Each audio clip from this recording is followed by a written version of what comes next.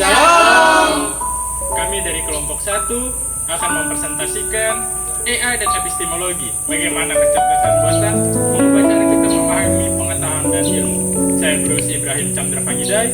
Saya Berlia Margarita. Saya Angel Limu. Saya Gloria Mikesumi. Saya Daniela Trisnalewa. Saya Caroline Caroline Putri. Saya Betri Hafea. Saya Eka Putri Irendun. Saya Brian Martin Kalemuji. Saya Feby Hendrian Salang. Saya Hendri Delan. Saya Hindri Putri Raja. Saya Karnia Kopi. Saya Tristan Igun. Saya Heman Eko Putra. Selamat menyaksikan. Kita akan masuk dalam pentingnya AI dalam era digital. Di dalam dunia yang serba digital ini, teknologi menjadi acuan penting dalam kehidupan ini. Revolusi teknologi telah melahirkan era baru, di mana mesin mulai meniru kecerdasan manusia. Kecerdasan buatan atau AI merupakan puncak pencapaian manusia dalam menciptakan kecerdasan di luar dari dirinya. Pengembangan AI melibatkan kemampuan menalar, mempelajari data, dan merepresentasikan pengetahuan yang telah dianalisis, memungkinkan AI untuk berpikir kritis dan rasional seperti manusia. Artificial Intelligence atau AI telah menjadi alat yang berharga dalam meningkatkan efisiensi, produktivitas, dan kualitas hidup manusia. AI telah merembus dalam bidang perkantoran, industri, kesehatan, pendidikan, transportasi, dan juga pertahanan. Oleh karena itu, penting untuk mengembangkan AI secara bertanggung jawab dan menjamin bahwa penggunaan AI telah berbasis pada nilai-nilai etika dan moral. Oke, berikutnya kita akan masuk dalam hubungan AI filsafat ilmu dan teologi atau Kristen. Kecerdasan buatan secara filosofis merupakan aplikasi dari induk pemikiran yang dirancang untuk bekerja sama secara terkontrol dan berkesinambungan. Perkembangannya tidak terlepas dari filsafat sebagai landasan utama dalam membentuk pengetahuan. AI diprediksi akan memiliki status sosial yang setara dengan manusia yang data. Kemampuan AI untuk menalar, belajar, merencanakan dan berkreasi sejalan dengan konsep filsafat Tuhan yang diantara, yaitu Deni atau mencermati, Hiroke atau menirukan, dan menambah yang artinya menambahkan. Dengan demikian, filsafat tidak hanya menjadi fondasi AI, tetapi juga panduan menuju pengembangan yang etis, inovatif, dan bertanggung jawab. Sebagian besar orang Kristen melihat teknologi informasi termasuk kecerdasan buatan seperti ChatGPT sebagai wujud dari kemajuan zaman yang tak terelakkan sekaligus bagian penting dalam kehidupan sehari-hari. Allah telah memberi manusia akal budi untuk berpikir, memanfaatkan potensi alam, dan memenuhi kebutuhannya. Teknologi yang ada saat ini meskipun tidak disebutkan secara langsung, sebenarnya sudah tersirat dalam prinsip-prinsip Alkitab. Pengetahuan sejati bersumber dari Tuhan, seperti yang tertulis dalam Amsal pasal 1 ayat yang ke-7, takut akan Tuhan adalah pengetahuan. Karena itu, teknologi harus dimanfaatkan dengan rasa hormat kepada Tuhan, menghasilkan hal-hal baik dan memberikan manfaat bagi sesama. AI meskipun dibuat menyerupai kecerdasan manusia, tetapi ia hanyalah alat yang dirancang untuk membantu, bukan menggantikan peran manusia sebagai gambar Allah. Paulus dalam 1 Korintus 6 ayat 12 mengingatkan bahwa segala sesuatu halal bagiku tetapi bukan semuanya berguna. Ini mengajarkan bahwa manusia harus berhati-hati agar teknologi tidak menguasai atau memperbudak mereka. Teknologi sebaiknya tidak dijadikan sebagai berhala, dan dalam setiap keputusan pimpinan Tuhan harus selalu diutamakan daripada bergantung sepenuhnya pada teknologi. Dengan demikian, penggunaan teknologi harus sesuai dengan iman dan kehendak Tuhan agar kita dapat kebaikan. Baik, berikutnya kita akan membahas mengenai fokus penulisan. Fokus penulisan makalah ini adalah bagaimana kecerdasan buatan memengaruhi cara kita memahami pengetahuan dan iman, khususnya dalam konteks filsafat ilmu dan teologi Kristen. Kelompok kami akan menganalisis bagaimana AI mengubah konsep epistemologi, yaitu cara kita memperoleh dan mengolah pengetahuan, serta bagaimana hal ini berhubungan dengan pengembangan teologi. Kami juga akan membahas bagaimana prinsip-prinsip Alkitab dapat diterapkan dalam pengembangan AI dengan menekankan pentingnya penggunaan teknologi secara etis dan sesuai dengan nilai-nilai Kristen. Baik, berikutnya kita akan masuk dalam pembahasan filsafat. Berikutnya kita akan masuk dalam pembahasan filsafat berasal dari bahasa Yunani, terdiri dari kata philos yang artinya cinta dan sophia yang artinya hikmah.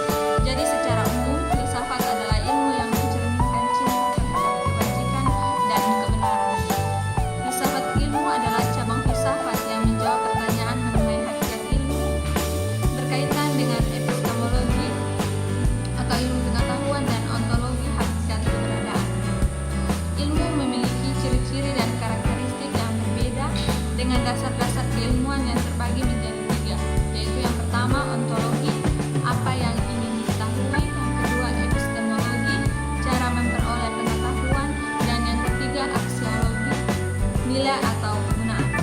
Dalam kajian ini akan lebih memberi fokusnya pada aspek dasar epistemologi dalam bidang filsafat ilmu yang mempertanyakan perihal bagaimana sesuatu hal dapat terjadi atau diperoleh, sehingga kajian ini penulis berjudul AI dan Epistemologi, bagaimana kecerdasan buatan mengubah cara kita memahami pengetahuan dan juga ilmu. Baik, kita akan masuk ke dalam bagian A, penggunaan AI dalam lingkup mahasiswa secara umum. Nah, kecerdasan buatan itu dikenal dengan sebutan AI atau yang disebut dengan Artificial Intelligence yang berasal dari kata intelligio. Apa artinya? Artinya adalah kata intelligio sendiri memiliki arti saya paham, dan arti intelligence dalam arti yang seluas-luasnya, yaitu kemampuan untuk memahami dan beraktivitas. Nah, AI sendiri secara epistemologi mulai berkembang pada tahun 1956 yang digagas atau diprakarsai oleh beberapa ilmuwan, berbagai akademik dan kalangan yang sudah pakar dalam ilmu komputer. Nah, mereka berkumpul di salah satu tempat disebut Dartmouth College untuk membahas mengenai potensi dari komputer yang dapat menirukan atau mensimulasikan kepandaian yang disebut seorang manusia. Nah, para ilmuwan yang terlibat dalam pembahasan ini ada beberapa orang yang saya catat di sini. Pertama ada Alan Newell, Herbert Simon, Marvin Minsky, Oliver Selfridge, dan John McCarthy. Mereka sangat bekerja keras dalam membuat pengembangan AI ini. Dan menurut Skalkov, seorang ahli pada tahun 1990, AI itu merupakan suatu bidang studi yang berupaya menerangkan dan meniru perilaku cerdas dari manusia dalam bentuk komputasi. Nah, saat ini kemajuan dan perkembangan teknologi di Indonesia sudah tidak dapat dibendung lagi keberadaannya itu. Melihat pada masa sekarang ini, semuanya sudah serba digital. Kita sudah masuk di era digital yang tidak dapat kita hindari lagi. Inilah tantangan zaman kita. Nah, hal ini dapat terjadi karena sebagai titik pengadaptasian terhadap perkembangan zaman. Jadi AI ini sudah mulai masuk ke dalam bidang-bidang pendidikan. Dan perkembangan teknologi sudah merebak ke segala aspek kehidupan manusia. Dan secara khusus yang akan dibahas di saat ini yaitu mengenai perebakan konsep perkembangan teknologi kecerdasan buatan atau AI dalam bidang pendidikan, di mana AI memiliki kemampuan yang sangatlah luar biasa. Melihat dia dapat membantu para kalangan mahasiswa sebagai yang disebut dengan asisten pembelajaran. Teknologi AI itu biasanya dipakai oleh mahasiswa yang berjenis atau berbasis ChatGPT. ChatGPT itu apa?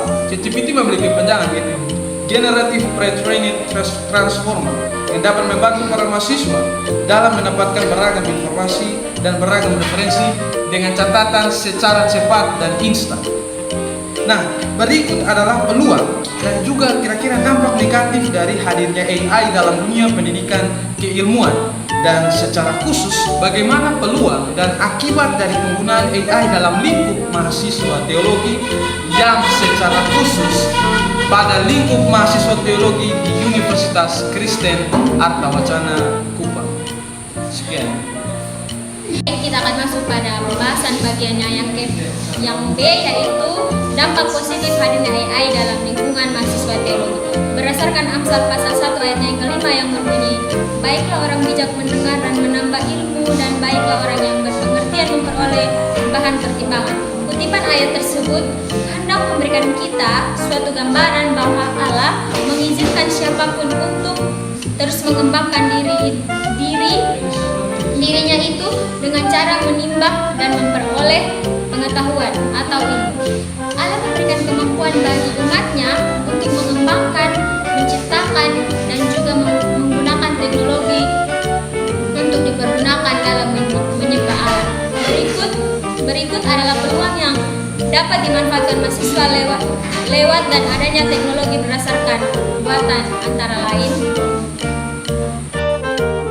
Peluang yang pertama, kemudahan dalam mencari informasi. Mahasiswa teologi dimudahkan lewat adanya AI dalam kehidupan mereka, di mana para mahasiswa bisa dengan mudah dan dengan cepat memperoleh informasi terkait pembelajaran dalam bidang studi yang mereka pelajari. Umumnya, para mahasiswa menggunakan AI menjadi ChatGPT dan sebagainya. Karena ChatGPT mereka dapat menyelesaikan tugas-tugas kuliah mereka ataupun hanya untuk menambah wawasan saja. Yang kedua, AI yang lumayan efektif dan akurat dalam menyajikan informasi. Berdasarkan pengamatan dan juga wawancara yang dilakukan oleh para ahli kepada para mahasiswa yang menjadi pengguna AI atau ChatGPT, didapati kalau ChatGPT sendiri dapat memberikan jawaban yang lumayan akurat dan dinilai sangat membantu mereka dalam berkuliah. Sama halnya dengan hasil observasi dari ahli-ahli tersebut, di lingkup mahasiswa teologi pun memiliki keadaan yang sama, di mana para mahasiswa teologi yang adalah pengguna ChatGPT ini berasumsi kalau teknologi AI sangatlah akurat dan efektif karena mampu merangkum materi dan informasi yang dicari oleh para pengguna. Baik, berikut kita akan masuk pada poin ketiga, yaitu mahasiswa yang berwawasan luas. Tidak ada bukti yang dari AI melainkan suatu dari juga bagi para mahasiswa. Alasannya sederhana. Dulunya para mahasiswa teologi dalam upaya mencari informasi dan umumnya mereka harus melakukan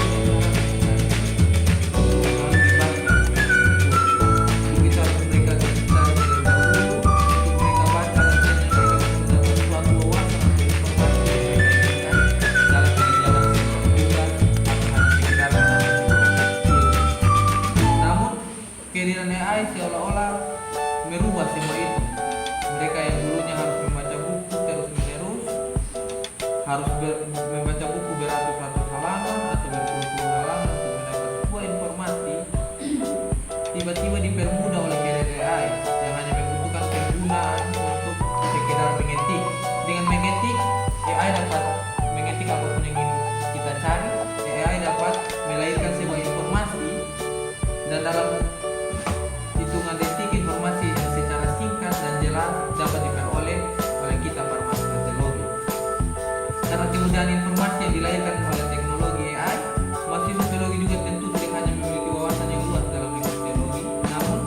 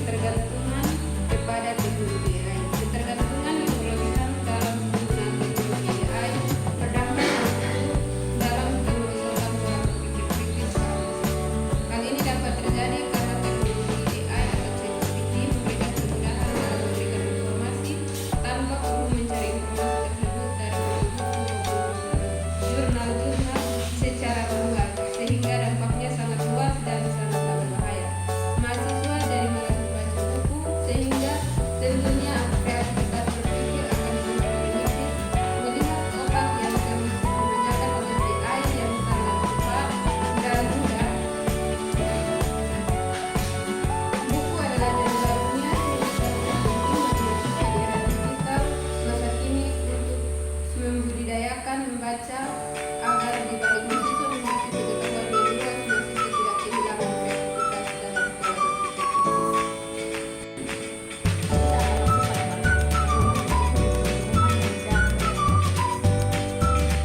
Zaman sekarang, teknologinya lebih memudahkan ketimbang dengan meningkatkan keterampilan keterampilan dan hak kehidupan siswa.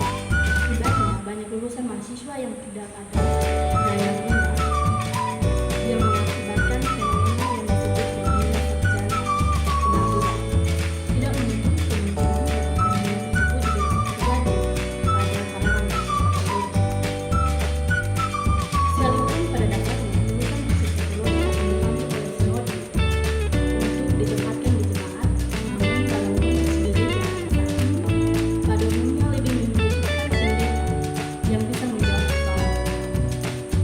Artinya, pendeta dituntut untuk bisa mengimplementasikan pesan teologis agar dikerjakan secara nyata dalam menjawab segala persoalan yang dimiliki oleh tersebut.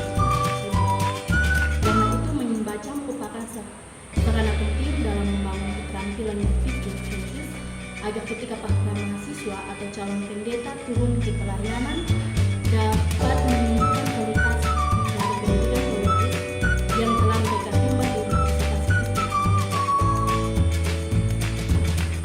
Mari kita masuk pada pembelajaran B, contoh konkret yang relevan dengan tema. Berikut adalah contoh konkret yang relevan dengan tema AI dan epistemologi. Antara lain adalah yang pertama, AI sebagai teknologi utama. Artinya adalah AI ini adalah teknologi yang diciptakan oleh manusia yang seharusnya dimanfaatkan oleh manusia untuk memudahkan kehidupan manusia dan bukan manusia yang dimanfaatkan oleh AI. Jadi, gunakanlah AI sebaik-baiknya. Penggunaan AI untuk memudahkan manusia dalam mencari jurnal-jurnal atau buku-buku yang berbasis digital. Untuk memudahkan para mahasiswa yang memiliki kendala dalam hal ekonomi.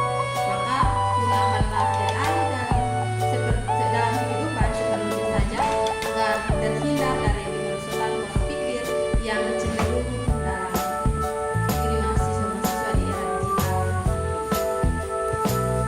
Yang berikutnya, AI sebagai sarana memudahkan alam. Jangan disalah artikan bahwa AI sebagai sarana memudahkan alam seperti yang dilakukan di Jepang ataupun di Jerman, yang mana di kedua negara tersebut AI ataupun robot yang menjadi pengkhotbah di dalam gereja. Dalam artian bahwa AI menjadi sarana memudahkan alam adalah sebuah untuk menjadi sarana. Sebab kalau kita tahu sendiri dalam konsep teologi ada hubungan vertikal dan horizontal. Hubungan vertikal sendiri adalah hubungan antara manusia sebagai ciptaan dan Allah sebagai pencipta. Sehingga fenomena pendeta AI ataupun pendeta robot adalah salah. Jelas. AI digunakan sebagai sarana memuliakan Allah harus dipahami sebaik-baiknya. Seperti pada kisah pembuatan kemah suci dalam Keluaran 25 ayat 1 dan Keluaran 27 ayat 21. Kemah suci merupakan tempat manusia untuk bertemu dengan Allah. Dengan ini bahwa kemah suci digunakan sebagai sarana. Begitupun dengan AI. Dan cara yang tepat dalam mewujudkan AI sebagai sarana memuliakan Allah adalah dengan memanfaatkan AI untuk mendapatkan informasi terkait materi dari buku-buku maupun jurnal-jurnal teologi untuk dibaca dan dipahami sebaik-baiknya. Sebagai satu bentuk pemanfaatan yang baik menghilangkan esensi manusia sebagai manusia yang berhikmat dan terus belajar yang terdapat dalam Amsal 1 ayat 5. Sehingga lewat materi yang diberikan oleh AI dapat dipelajari oleh para mahasiswa untuk menambah wawasan intelektual mahasiswa itu sendiri. Mereka dan sekaligus mengembangkan cara para mahasiswa berteologi di era digital saat ini tanpa menghilangkan unsur-unsur teologi dari para mahasiswa teologi itu sendiri, yang tentunya berguna sebagai bekal para mahasiswa dalam menjalankan amanat orang percaya. Matius 28 ayat 19 sampai 10. Dengan membawa angin segar dari perkembangan teknologi digital dan saat ini. Kita masuk dalam bab 3, refleksi. Penggunaan AI di kalangan gereja ataupun bidang pendidikan teologi tentu sangat berdampak besar, yang tentunya akan memberi suatu gambaran dari gereja yang berupaya melakukan suatu perubahan atau peralihan dari kebiasaan gereja tradisional ke dalam bentuk gereja modern dalam menanggapi tantangan perubahan zaman pada masa kini yang sangat canggih. Sekarang pertanyaannya adalah, apakah hal itu baik untuk diterapkan dalam lingkungan gereja dan bidang studi teologi, ataukah sebaliknya? Menurut refleksi kelompok, AI yang merupakan inovasi dari teknologi yang dikembangkan oleh manusia tidak dapat dilarang penggunaannya asal dengan motivasi dan juga takaran yang tepat. Kelompok berefleksi dari salah satu kisah Alkitab mengenai kisah Menara Babel dalam Kejadian pasal 11 ayat 1 sampai 9, di mana seperti berkomentar dari seorang ahli bernama Herbert Wolf yang berpendapat kalau Allah menyerahkan mereka semua karena motivasi penggunaan menara itu yang didasari oleh kesombongan mereka. Lewat refleksi kelompok tersebut, kelompok memberikan suatu usulan atau saran yang kiranya dapat berguna dan dalam menjawab persoalan AI di lingkup gereja dan bidang studi teologi, antara lain Penggunaan AI dengan motivasi yang baik dan juga takaran yang tepat. Gunakan teknologi AI dengan motivasi yang benar dan juga dengan takaran yang tepat, jangan disalahgunakan. Karena AI bisa menjadi semakin donatur bagi kehidupan para mahasiswa apabila digunakan tidak sesuai dengan takarannya. Untuk gereja,